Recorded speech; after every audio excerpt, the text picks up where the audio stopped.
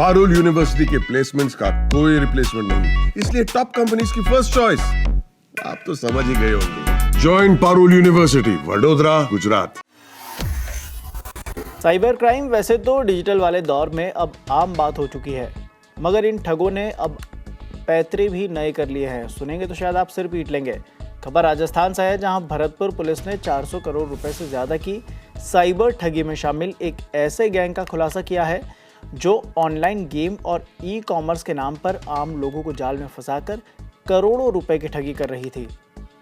इस साइबर ठगी के पीछे का मास्टरमाइंड कौन था, कैसे ये गैंग काम कर रही थी, पुलिस महानिरीक्षक राहुल प्रकाश ने सब बताया। डिटेल में ज़रा आप भी सुनिए।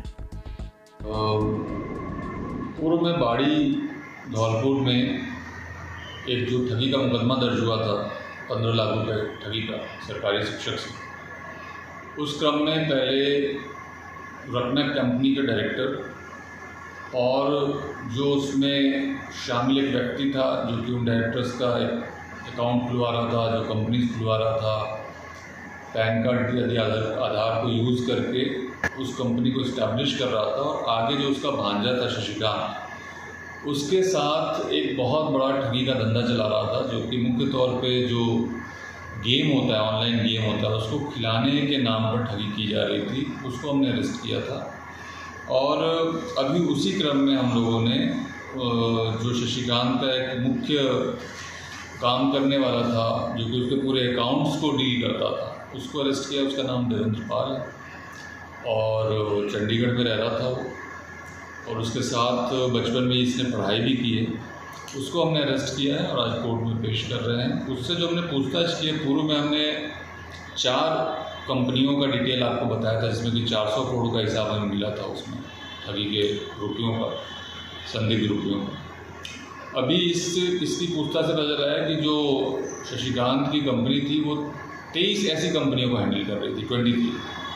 अब इन 23 कंपनियों को हम लोग जांच कर रहे हैं कि क्या इसमें भी ठगी का ही काम हो रहा था या इसमें कुछ कंपनियां सही है, कुछ में ठगी का काम हो रहा था। ये पूरा विश्लेषण करने के बाद हमें पता चलेगा कि ये ठगी का कितना बड़ा व्यवसाय था, कितना बड़ा व्यापार था। इसके अलावा हमारी टीम बेंगलोर में भी गई हुई है। वहाँ पे शशिकांत तो नहीं मिला, उसके कुछ साथियों के साथ पूछताछ की जा रही है।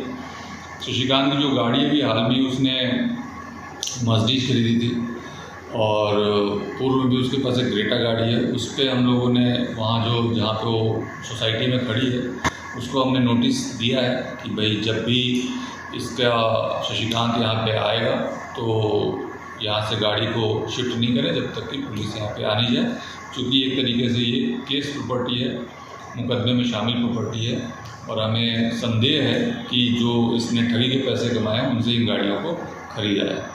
तो अभी तक यहाँ तक हमारा अनुसंधान पहुँचा है। बहुत सारे लिंक्स इसमें और उभर के सामने आए हैं जिनको अरेस्ट किया जाएगा और तफ्तीश की जाएगी।